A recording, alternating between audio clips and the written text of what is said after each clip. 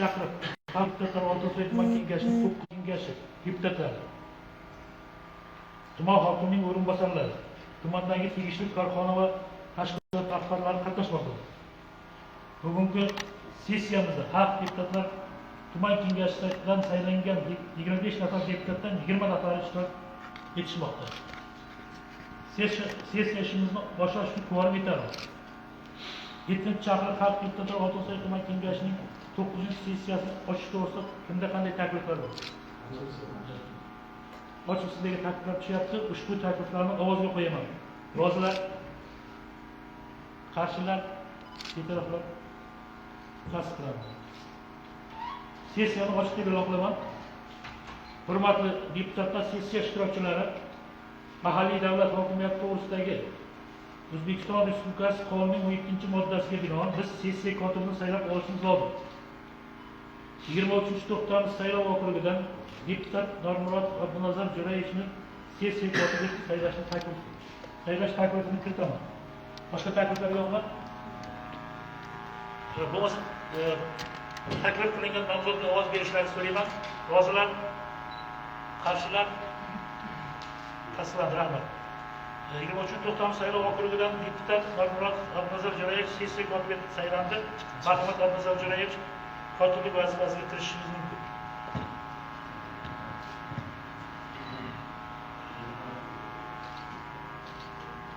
Hurmatli deputatlar, hurmatli sessiya ishtirokchilari, bugungi xalq deputatlari Oltisoy tuman kengashining 9-sessiyasi kun tartibini tasdiqlab olish lozim.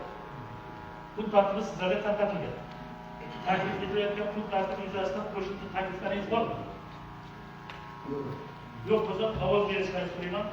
Rozilar, qarshilar, betaraflar yo'q. Tasdiqlandi. Sessiya ishini ko'rib chiqish ma'lumot uchun 10 minutgacha, savollar uchun 1 minutgacha, ma'lumotlar uchun 3 minutgacha vaqt ajratish tavsiya etiladi. Hurmatli sessiya ishtirokchilari, endi kun tartibidagi masalalar ko'rib chiqishga o'tsak, kun tartibidagi birinchi masala O'zbekiston Respublikasi Prezidentining joriy yilining 5-mart kuni korrupsiyaga qarshi kurashish bo'yicha Milliy Kengashning korrupsiyani oldini olish bo'yicha ishlar natijadorligini va kelgusidagi ustuvor vazifalarga bag'ishlab o'tkazilgan videoselektor yig'ilishidagi ma'ruzalarni kelib chiqib, tumanda korrupsiyaning oldini olish bo'yicha ishlar natijadorligi va kelgusidagi ustuvor vazifalar hamda 2005-yil respublika mahallalarida xavfsiz muhit yaratish va huquqbuzarliklarning barvaqt oldini olish tizimi samaradorligini yanada oshirish bo'yicha chora-tadbirlar to'g'risidagi birinchi sonli prezident qarorining tumandagi ijrosi to'g'risida kun tartibidagi masala yuzasidan so'z tuman prokurorining o'rinbosari Eshqurbon Husniddin To'shandiyevga beriladi. Marhamat, Shoydevich.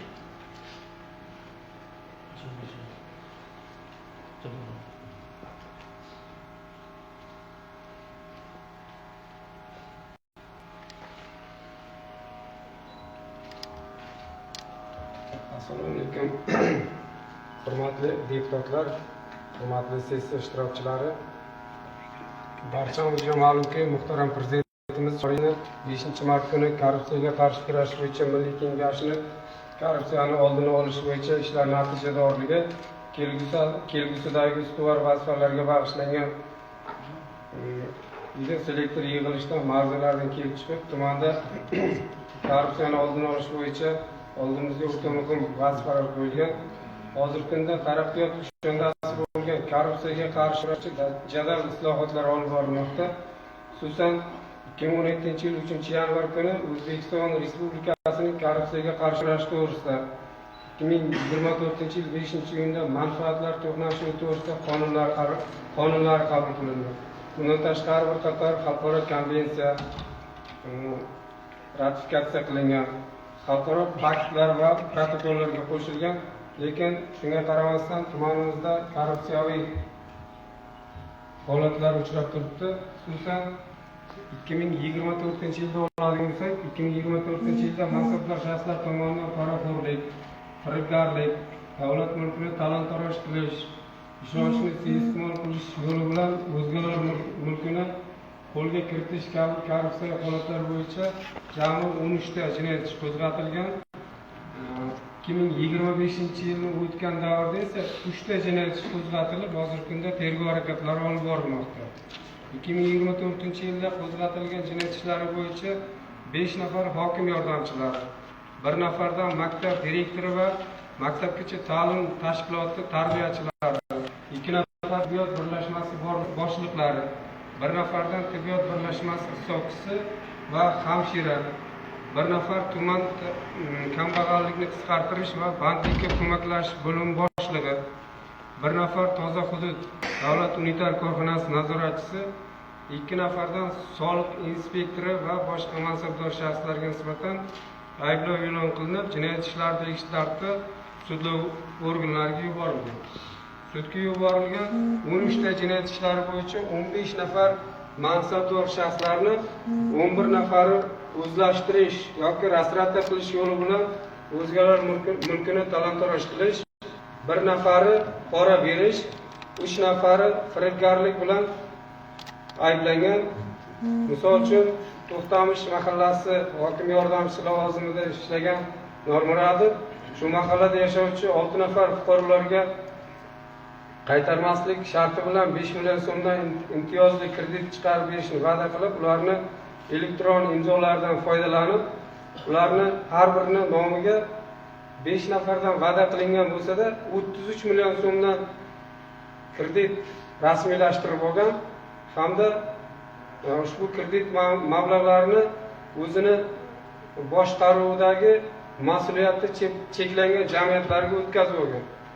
Shu fuqarolarga 5 million so'mdan 6 nafariga 5 million so'mdan jami 30 million so'mini berib, qolgan 168 million so'mini o'zini ehtiyojlariga ishlatib yuborgan. Bu bo'yicha jinoyat ishi tegishli tartibda sudlov organiga yuborilgan. Sud hukmi bilan 167-moddasi, ya'ni o'zgalar mulkini talon-taroj qilish, 228-moddasi hujjatlarni soxtalashtirish bilan ayblanib sud hukmi chiqarildi. Bundan tashqari Aminov tumandagi 41-sonli umumiy o'rta ta'lim maktabi direktori vazifasini vaqtincha bajarib turib, 2023-yil sentyabr oyidan 24-yil mart oyiga qadar 24 nafar o'qituvchilarga 142 ta holatda jami 60 million 685 ming so'mlik mablag'larni rasmiylashtirib, byudjet mablag'larini talon-taroj qilgan. Xuddi shunday Pardavat tumanda 15-sonli maktabgacha ta'lim tashkiloti vazifasida ishlab kelib, shu tumanning Quron-bir mahallasida yashovchi Mirzayevga tanishlari orqali tumanda yangi qurilayotgan 30-sonli maktabgacha ta'lim tashkilotiga ishga qo'yish va'da undan 300 AQSh dollari miqdorida pullarni firibgarlik yo'li bilan qo'lga kiritib, o'zini shaxsiy ehtiyojlariga ishlatib yuborgan. Xuddi shunday tumanda tibbiyot birlashmasi boshlig'i lavozimida ishlab kelgan Mo'minov va hisobchisi lavozimida ishlagan mansublar o'zaro jinoyat til biriktirib, 24-yil moliya yili uchun xodimlarga mehnatga haq to'lash uchun asos bo'ladigan rasmiy hujjatlar hisoblangan tarifikatsiyani o'zi ishlamagan davrda orqa sana, o'zlari ishlamagan bo'lsa, ya'ni orqa sana bilan 2024-yil 1-yanvar kunidan imzolab, haqiqatga to'g'ri kelmaydigan soxta yozuvlar kiritdi. 2024-yil 1-sentyabr kuniga qadar xodimlarning plastik kartalariga jami 65 million so'm byudjet mablag'larini xodimlarga ish haqi tarzida to'lab, byudjet mablag'larini talon-taroj qilgan.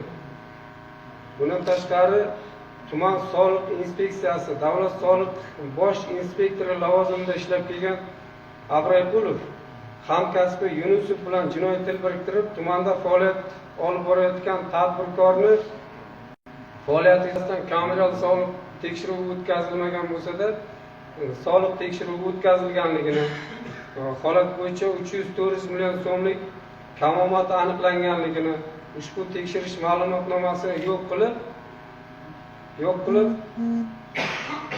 bazaga kiritmaslikni va'da qilib, undan $1560 talab qilgan.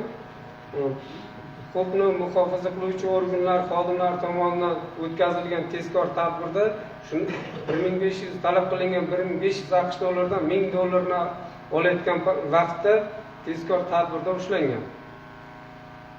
Eng achinarlisi yuqorida aytib o'tdim, To'xtamish mahallasi hokim yordamchisi Normurod 2024-yilda javobgarlikka tortilgan bo'lsa-da, o'ziga tegishli xulosa chiqarmasdan yana jinoyat sodir etishi yo'liga kirib, kredit mablag'larini fuqarolarni xabardorligisiz tumanda faoliyat yuritib kelayotgan ikkita ta'minotchi korxona rahbari bilan jinoiy til biriktirib, ularni hisob raqamiga o'tkazib yuborib, 5 ta holatda jami 163 million.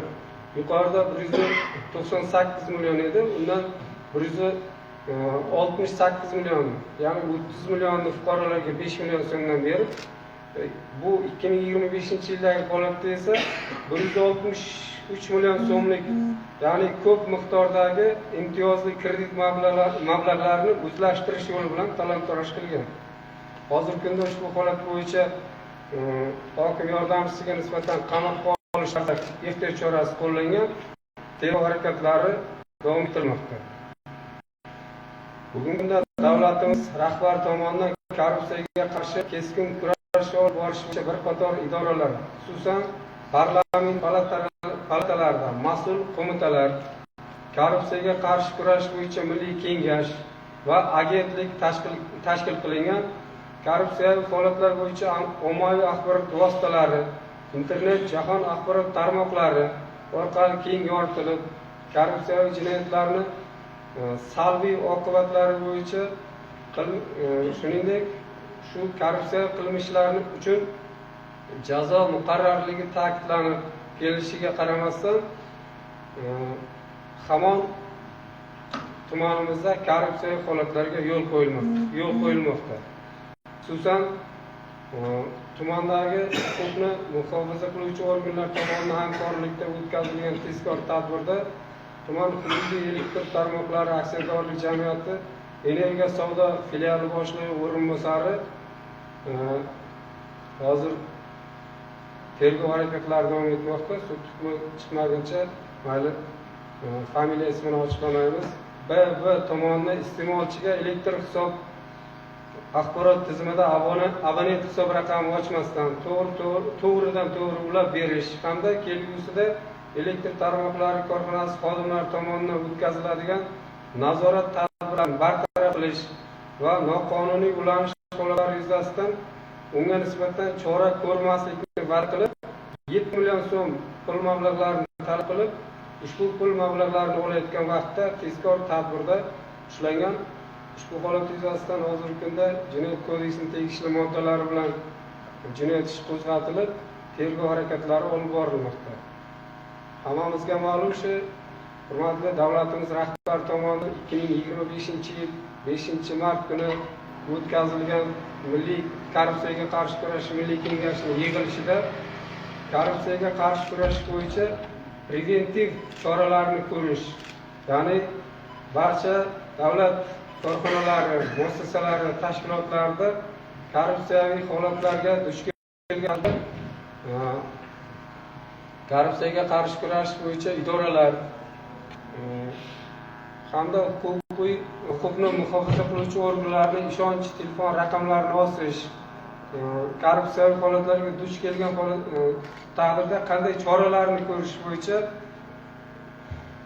topshiriqlar berilgan edi. Biroq tuman tibbiyot birlashmasi, tuman maktabgacha va maktab ta'limi, ekologiya va atrof muhitni muhofaza qilish bo'limlarida bu choralar ko'rilmagan, ya'ni ishonch telefon raqamlari osilgan bo'lsa-da, korrupsiyaviy holatlarga duch kelgan taqdirda qanday choralar ko'rish, ya'ni tablichkalar ko'rsatib berilmagan, qanday dastlabki ko'riladigan choralar tartibi yoritib berilmagan. Endi Biz aytadigan bo'lsak, hozirgi kunda olib borilayotgan jadal islohotlarimiz davomi sifatida davlatimiz rahbarini har bir davlat xizmatchisi har kuni o'zining mehnati bilan egallab turgan lavozimiga loyiqligini isbotlash shartligi haqidagi talablardan kelib chiqib, xodimlarni mehnat faoliyati ustidan nazoratni kuchaytirish har bir idora va tashkilot rahbarining birinchi galdagi vazifasi bo'lishi lozim. Bu hozirgi kunda olib borilayotgan jadal islohotlarimizni ham talabi, xalqning ishonchi, bundan keyin ham bizni korrupsiyaga qarshi kurash, murosasiz kurashish bizning asosiy vazifamiz bo'lib qoladi hamda hamkor idoralar bilan birgalikda qonun ustuvorligini va jazo muqarrarligini ta'minlab boramiz. Bundan tashqari hozir bu birinchi masala yuzasidan ma'ruzam, ikkinchi masala yuzasidan birdan qisqacha hammamiz xabarimiz bor. Hurmatli yurtboshimizda 2025-yil 3-yanvar kuni 2025-yilda respublika mahallalarida xavfsiz muhitni yaratish va huquqbuzarliklarni barvaqt oldini olish tizimi samaradorligini yanada oshirish bo'yicha chora-tadbirlar to'g'risida PQ birinchi sonli qaror qabul qilingan. Bu bo'yicha huquqni muhofaza qiluvchi idoralar, mahalla yettiligi, shuningdek umuman jinoyatchilikka qarshi kurash bo'yicha barchamizni vazifamiz belgilab berildi. Ya'niki kim nima vazifani bajaradi? 2024-yil 30 noyabr kuni Vazirlar Mahkamasining 801-sonli qarori qabul qilingan. Bunda ijtimoiy profilaktika obyektlari bo'yicha shu ijtimoiy profilaktikani olib boradigan, shu bo'yicha mas'ul bo'lgan idoralarning vazifalari belgilab berildi. Bunda 16 ta toifadagi shaxslar toifasi belgilab berildi. Ya'ni band bo'lmagan yoki doimiy daromad manbaiga ega bo'lmagan shaxslar. Bunda bu toifada shaxslar bilan ishlash tuman bandlikka ko'maklash va kambag'allikni qisqartirish, spirtli ichimlik, giyohvandlik vositalari, psixotrop yoki inson aqli irodasiga ta'sir etuvchi boshqa moddalarga qaram bo'lgan shaxslar toifasi bilan ishlash, ichki ishlar organlari, qimor va tavakkalchilikka asoslangan va boshqa o'yinlarga hujum qo'ygan shaxslar, bu ham ichki ishlar organlari, g'ayriijtimoiy qo'l-quvvatli shaxslar, qarovsiz va nazoratsiz qolgan, voyaga yetmagan shaxslar, bular ham hammasi ichki ishlar organlari zimmasiga yuklatildi. Bu toifalar bilan, bu toifalar shaxslar bilan ishlash, shuningdek ishsiz yoshlar va maktab bitiruvchilar, maktabgacha va maktab ta'limi bo'limlari, davlat ko'magiga muhtoj og'ir toifadagi shaxslar, tuman yoshlar ishlari agentligi, huquqbuzarliklar sodir etishga moyilligi bo'lgan shaxslar, ichki ishlar organlari, ajrim yoqasiga kelib qolgan shaxslar va nizoli oilalar, tuman xotin-qizlar bo'limi, yordamga muhtoj bo'lgan va og'ir ijtimoiy ahvolga tushib qolgan xotin-qizlar, tuman hokimligi, muntazam tazyiq va zo'ravonlikka uchrab kelayotgan xotin-qizlar, bu ham oila va xotin-qizlar bo'limi, jazoni ijro etish muassasalaridan qaytgan va profilaktik hisobda turgan ichki ishlar organlari. Xullas shu 801-sonli qarorda har bitta davlat idoralarini jinoyatchilikka qarshi kurashish bo'yicha vazifalar belgilab berildi. Xuddi shuningdek, jinoyatchilikka qarshi kurashish bo'yicha 1-sonli qarorda zamonaviy axborot texnologiyalarini joriy etish, ya'ni kuzatuv kameralarini o'rnatish belgilab berildi.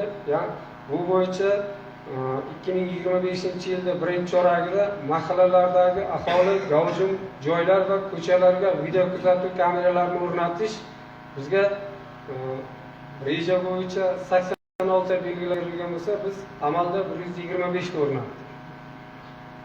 Mahallalardagi ko'p qavatli uylarning hovlilariga PTZ, ya'ni 360 gradusga bu aylanadigan kuzatuv kameralarini o'rnatish. Bizda Utoq mahallasida joylashgan 5 etajli, 5 qavatli ko'p qavatli uylarning hovlisiga bitta o'rnatdik.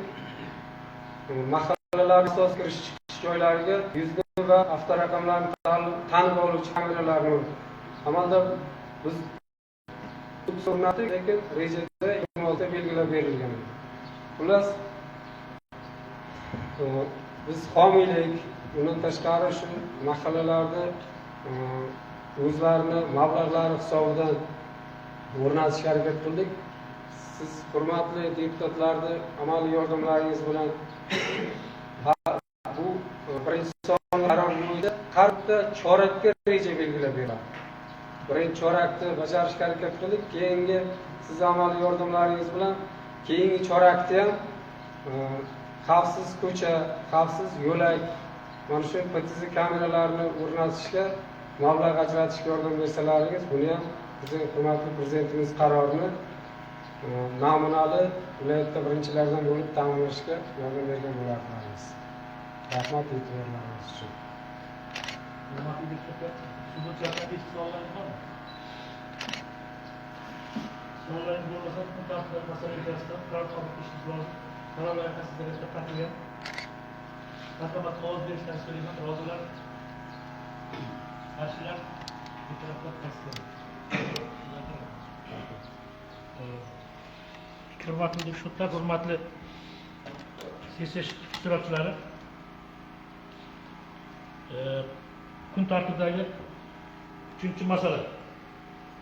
Keyingi masala O'zbekiston Respublikasi Prezidentining 2019-yil 17-yanvardagi aholi muammolari bilan ishlash tizimini yanada takomillashtirish chora-tadbirlari to'g'risida 5630 sonli Prezident farmonini tumandagi ijrosi to'g'risida kun tartibidagi masala yuzasidan O'zbekiston Respublikasi Prezidentining Oltoy tumanidagi xalq qabulxonasi mudiri Chorshanbek Temur Quraqo'yevga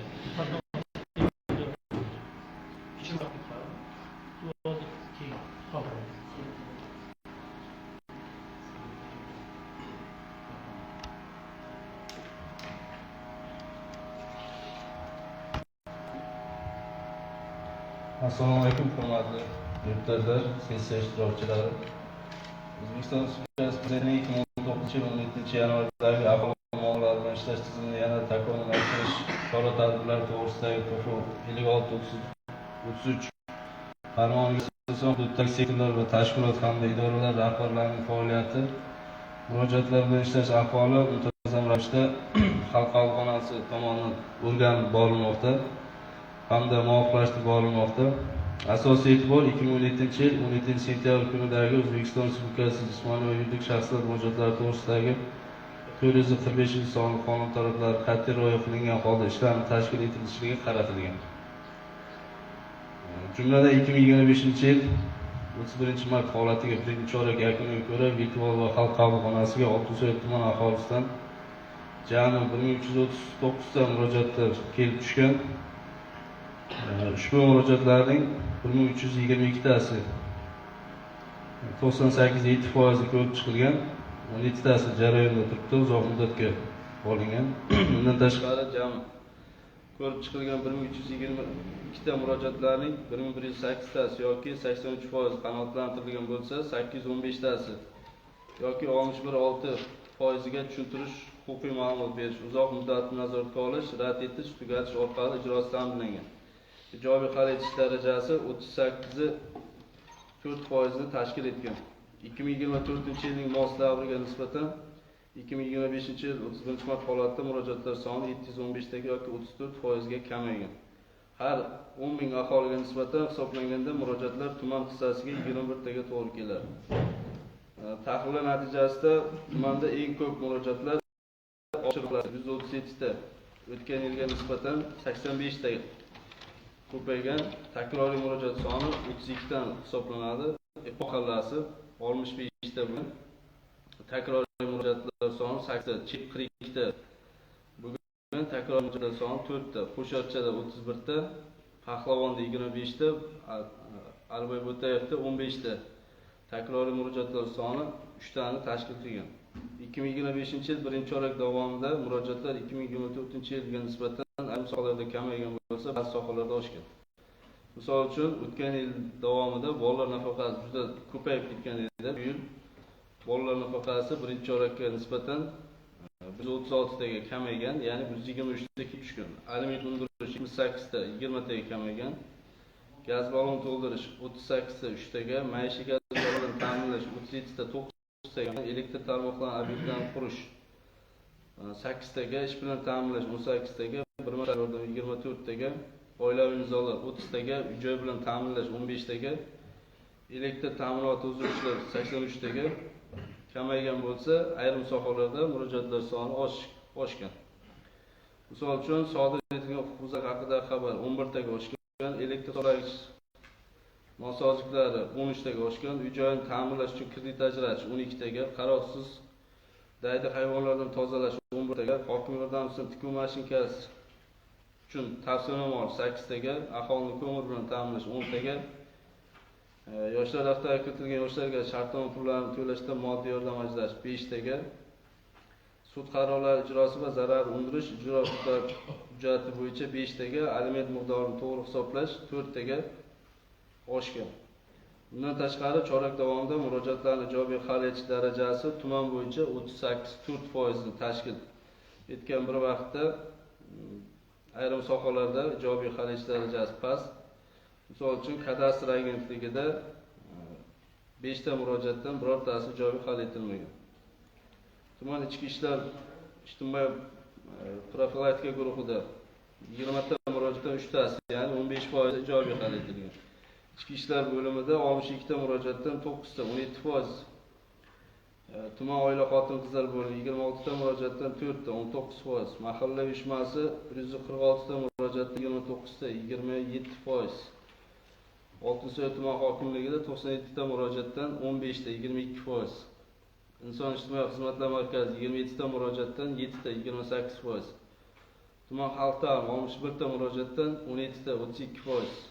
Kambag'allik qisqartirish va vaqtlik bo'limi 80 ta murojaatdan 28 ta, 36% ijobiy hal etgan. Bu tumanda ijobiy hal etish darajasidan juda past hisoblanadi.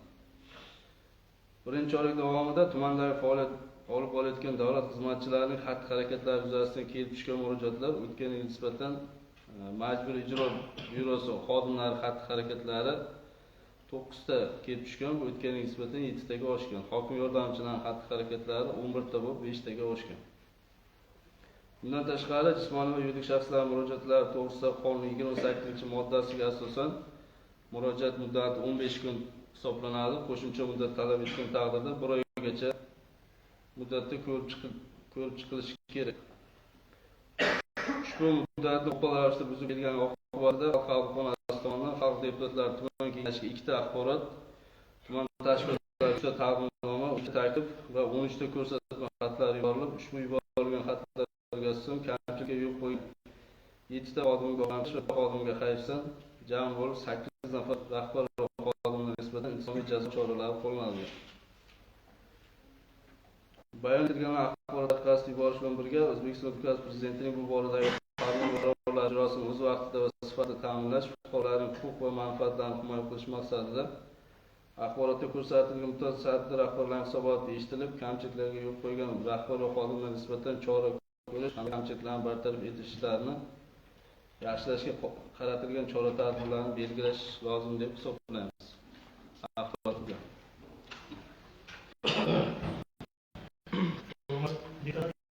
Temurjon aka, savolingiz bormi? Assalomu alaykum. Qadasha mahallasida deputat Qurboniyazov. Men 2023-yildan beri murojaat qilaman-da, shu bizni dalani boshida men fermerman, ham dalani boshida 4 ta suv katta kilovatda sim ishlab turibdi. Bizda sim, faqat sim ishlab turibdi. Endi 67 yil qo'yilgan 60 yil bo'lyapti. Shuni mashtar borib ko'radi, murojaat qildim. Bir aniq turing deydi, bizga deydi. Men aytdim, 3 yil bo'ldi deyapman. Shuni bir imkoni bormi? 4 ta stolba ketadi. G'ollik kun boshida qishloqqa boradigan 10 kilovatli katta sim bor. Murojaat qilgan. Shu masalani aytmoqchi edim, kengash raisi. Bitta taklifim, bitta iltimosim borda. Iltimosim shuki, mana 1,5 yil bo'ldi xalq qabulxonasi o'tganimga. Kengashga axborot kiritamiz. Shu mahalla kesimida, tashkilot kesimida, lekin deputatlardan iltimos bo'lardi-da, bizlarda bazamiz juda murakkab. Hamma soha, hamma mas'ul bo'yicha ma'lumot bor-da. Shuni doimiy komissiya bor, doimiy komissiya olib bizlardan biz bilan birgalikda shu mas'ullarni chaqirib, doimiy komissiyada gaplashib, nima uchun bunaqa holat? Deputatimiz masala qo'yadi, ertalasa javob berish kerak. 3 yildan beri hal bo'lmayapti deyapti. Faqat axborot kiritilyapti. Qarorni ko'raman, har safar muhokama qilinsin deyiladi, lekin biror marta meni chaqirilmagan.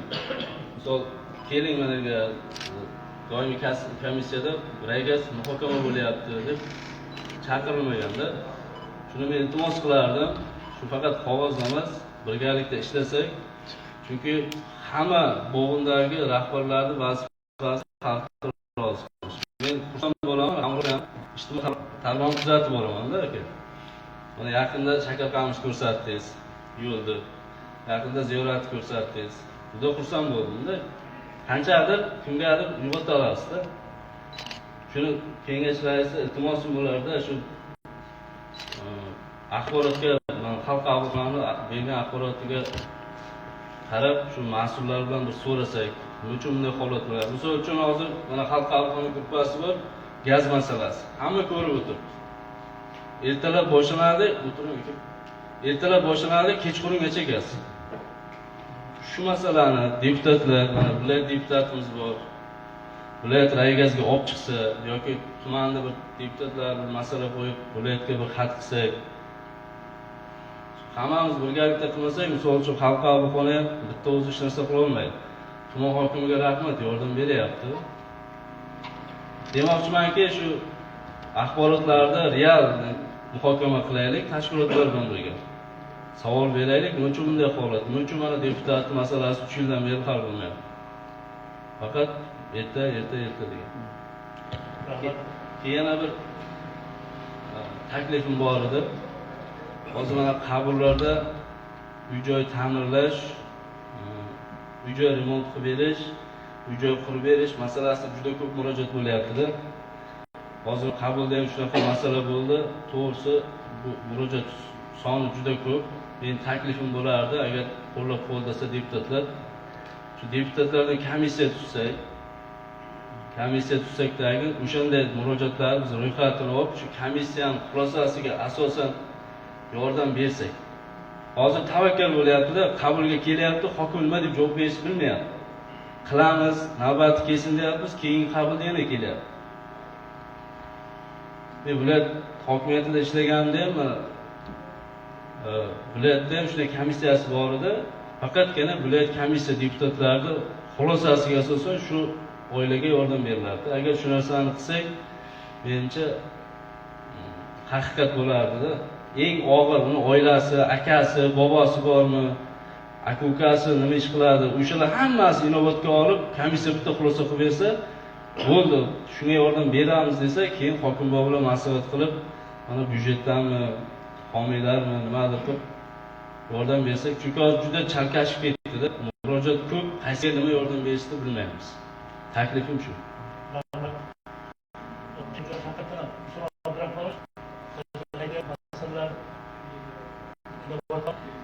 Doimiy komissiya chaqirganda Temurkani chaqirib birgalikda muhokamani haqiqatan mana u qabulga kelgan insonlarga yordam berishga deputatlarni jalb qilsak bo'ladi.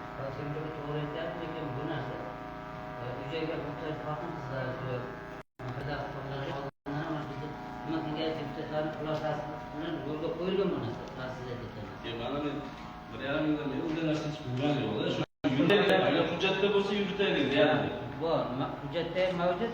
Oldinda o'sha mahallalarda xotin-qizlarga berilayotgan uylarni ko'rgan bo'lsangiz, xulosasi hamma deputatlarning o'zining hujjatlarida bor. Deputat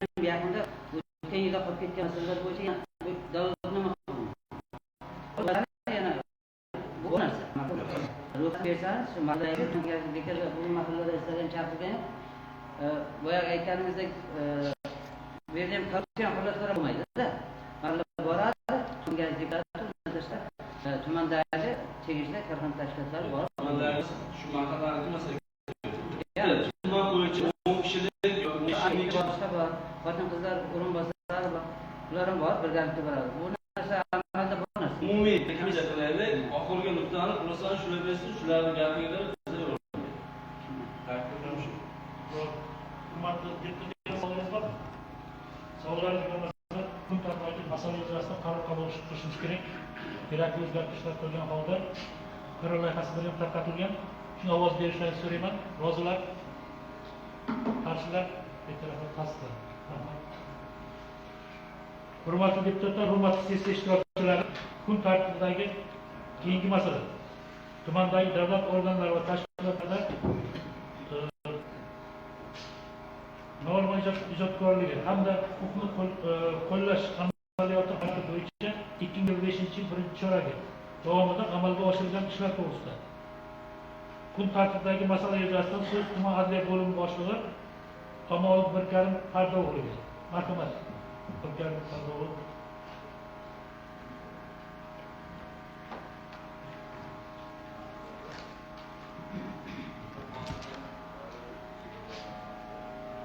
Avvalambor assalomu alaykum, hurmatli sessiya qatnashchilari.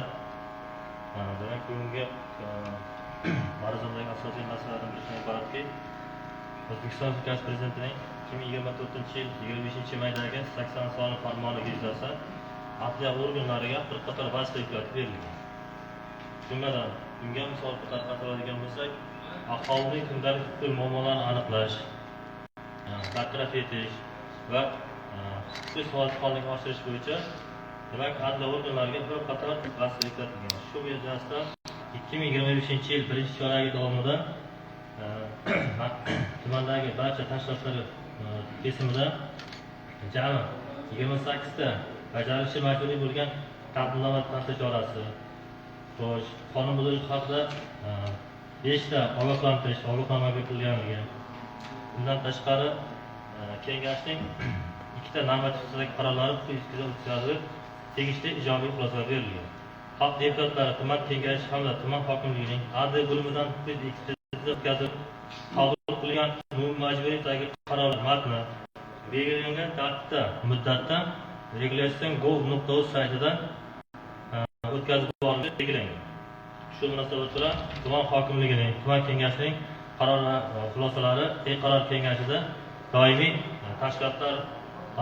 tashkilotlarning kiritayotgan normativ hujjatlar yoki qaror asosiy hujjatlariga tegishli tarzda xulosa berib borilmoqda. Bo'lim tomonidan inson huquqlarini himoya qilish sohasida joriy yilning 1-choragida 3000 dan ortiq murojaatlar ko'rib chiqilib, shundan 70,8% ijobiy qanoatlantirilgan bo'lsa, shundan 50 dan ortiq murojaatlar taalluqligi bo'yicha boshqa tashkilotga yuborilgan. Taqdimnoma natijasi bo'yicha 5 ta hujjatlar bekor qilinib, ijrosi to'xtatilgan bo'lsa, 6 nafar mansabdor shaxsga nisbatan insoviy javobgarlik masalasi ko'rib chiqilgan. Taqdimnoma ijrosi yuzasidan tumandagi tashkilot tomonidan jami 1 milliard so'mdan ortiq bo'lgan ish haqi va unga tenglashtirilgan to'lovlar undirib berildi. Jumladan misol keltiradigan bo'lsak, Baxshivor hududiy poliklinikada ishlab kelayotgan tibbiyot xodimlariga Vazirlar Mahkamasining 243-sonli qaroriga muvofiq olis hududda tog'li hududda ketganligi uchun 10% ustama pullari to'lab berilmayotganligi ma'lum bo'ldi. Ushbu murojaatlarni o'rganish davomida tibbiyot bo'limining mas'ul xodimlari tomonidan arzimagan sabab, ya'ni tekshiruv komissiyasining xulosasida nima uchun to'layapsizlar degan bir og'iz gap uchun ushbu ustama pullari to'xtatib qo'yilgan. Vaholanki ushbu ustama pullarni undirish borasida tibbiyot xodimlari bormagan tashkilotlari, murojaat qilmagan idoralar qolmagan. Va buning natijasida tuman bo'limi tomonidan ushbu tibbiyot birlashmasi Baxshivor hududiy bo'limda ishlaydigan xodimlarning 86 nafariga 10% miqdoridagi ustama pullari undirib berildi. Bundan tashqari tuman bo'limi tomonidan qonunchilikda huquqiy targ'ibotni amalga oshirish jarayonida hisobot davrida 850 marotaba demak huquqiy targ'ibot tadbirlari o'tkazilgan bo'lsa, Shundan demak 31 marotibasi televideniyada, 32 marotibasi radioda, gazeta va jurnallarda 134 ta chiqish va risola chop etildi. Qonunchilikdagi muhim yangiliklar aholiga qulay bo'lishini ta'minlash maqsadida 1000 ga yaqin nusxadagi buklet va flayerlar tarqatildi. Elektron ommaviy axborot vositalarida 500 dan ortiq targ'ibot materiallari joylashtirildi. Yuqorida qayd etilganiga ko'ra, davlat organlari va tashkilotlarining tumandagi barcha tuzilmalari, qonunlar va barcha normativ hujjatlar ijrosini tashkil etishda tegishli qonun hujjatlari tayyor etish qilinishini ta'minlashga e'tibor qaratilishi lozim hisoblanadi. Shuningdek, qabul qilinayotgan qonunlar va boshqa qonunlar mamlakatimizda amalga oshirish keng ko'lamli islohotlarning mazmun mohiyatini, ahamiyatini davlat organlari va tashkilotlarining tumandagi tuzilma ijrochilariga yetkazish, aholi o'rtasida huquqiy targ'ibot ishlarini amalga oshirishda bir qator yangi tizimlar yaratilgan. Jumladan, hozirgi kunda xabarlaringiz bo'lsa, ijtimoiy tarmoqlarda bu narsa ko'p kuzatilyapti. Adliya vazirligi tomonidan yuridik forum tashkil etilyapti. Ushbu forum davomida barcha qonun hujjatlari yagona loyiha adliya nuqtai orqali yaratilib, tizimli tashrifga yetkazib borilyapti. Bundan tashqari, mana bu kundalik faoliyat davomida sizlar bajaradigan edo-ijro.uz platformasida o'sha platformasining 10 tomondagi yacheykasida qabul qilinayotgan barcha normativ hujjatlarni o'z vaqtida yetkazilishi hamda tanishib borishi borasida tuman adliya bo'limlariga demak kunigacha topshiriq kelib, mazkur topshiriq yuzasidan hozirgi kunda tuman adliya bo'limi tomonidan o'rganish amalga oshirilyapti. Xo'sh, xabaringiz bor. Mana bu o'zboshimcha egallangan yer hududlarini aniqlash, xatodan o'tkazish bo'yicha e'tirof platformasiga tushirilgan. Bilasiz, 2024-yil noyabr va dekabr oylarida tumanimizdagi Bo'ston va Qorliq mahallasida xatlov ishlari amalga oshirilgan. Hozirgi kunda jami 49 nafar